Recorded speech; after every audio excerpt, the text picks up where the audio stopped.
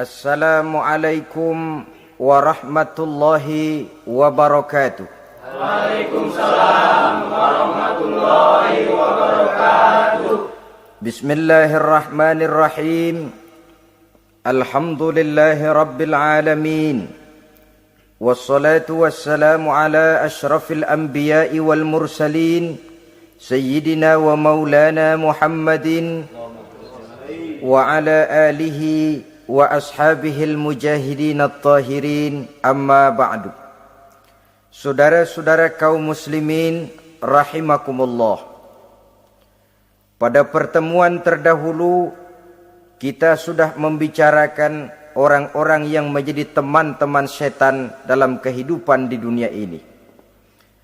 Maka pada pertemuan kali ini kita akan membicarakan tentang siapa yang menjadi musuh-musuh setan di dalam kehidupan.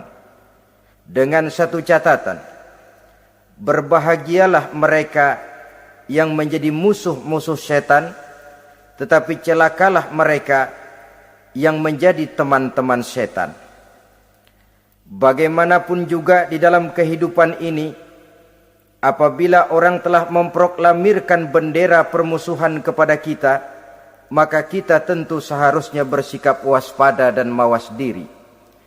Demikian juga iblis dan seluruh bala tentaranya yang terdiri daripada setan-setan. Mereka telah mengibarkan bendera permusuhan kepada Nabi Adam dan anak cucunya, kepada kita umat Rasulullah sallallahu alaihi wasallam.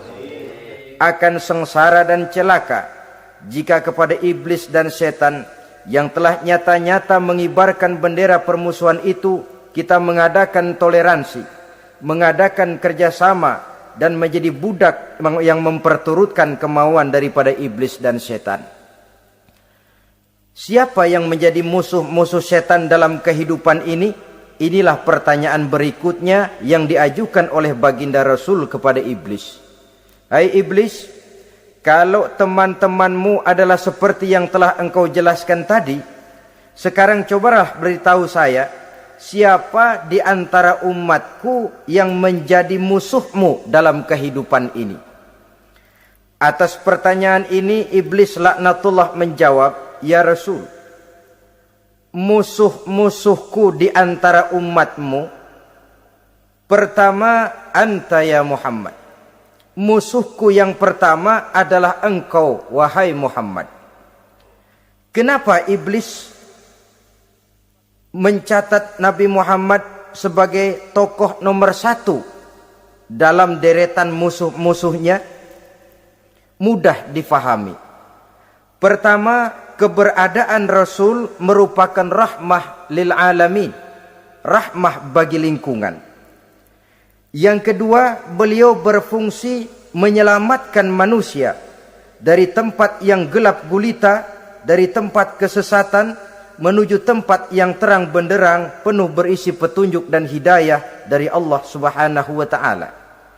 Maka menurut iblis, inilah manusia perintang pertama atas segala daya dan usahanya menggelincirkan manusia ke jalan yang dimurkai oleh Allah Subhanahu wa taala. Kalau kita baca sejarah, risalah yang dibawa oleh Nabi Muhammad ini memang merupakan risalah yang membawa rahmah bagi alam sekitarnya. Ada sedikit perbedaan dengan risalah-risalah sebelum beliau. Sepertinya risalah yang dibawa oleh para rasul terdahulu itu mempunyai efek yang langsung pada kehidupan di dunia ini.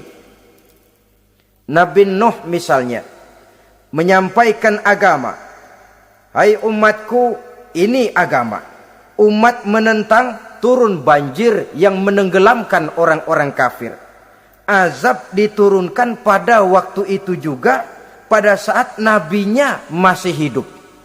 Jadi azabnya itu jenis cash, kontan. Nabi Soleh, hai umatku, ini agama. Mereka menolak, turun gempa bumi yang amat hebat menggulung orang-orang kufur. Nabi Musa, hai umatku, ini agama. Mereka menolak, sebagian ditenggelamkan di Lautan Merah, sementara sebagian lain dikutuk menjadi monyet-monyet yang hina seperti diceritakan dalam Al-Qur'anul Karim. Lain dengan Rasulullah sallallahu alaihi wasallam. Bagaimanapun kurang ajarnya umat yang dihadapi oleh beliau, bagaimanapun menentangnya jamaah yang dihadapi oleh beliau, azab tidak turun sepanjang beliau masih hidup. Ini merupakan jaminan dari Allah, wa ma kana Allahu liyu'azzibahum wa anta fihim.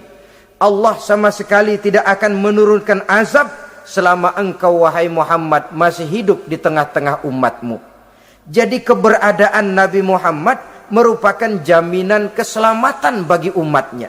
Selama beliau masih hidup, azab tidak turun bagaimanapun kurang ajarnya umat. Di sini sedikit bedanya dengan nabi-nabi terdahulu. Juga perbedaan dalam pola dakwah. Nabi Nuh ketika dakwahnya ditolak oleh umat, keluar doanya meminta umatnya ditenggelamkan. Tetapi Nabi kita ketika dilontari batu oleh umat, malah beliau mendoakan umatnya agar memperoleh hidayah. Oleh sikap yang semacam ini, wajar lalu iblis menganggap Nabi Muhammad sebagai musuh ranking pertama.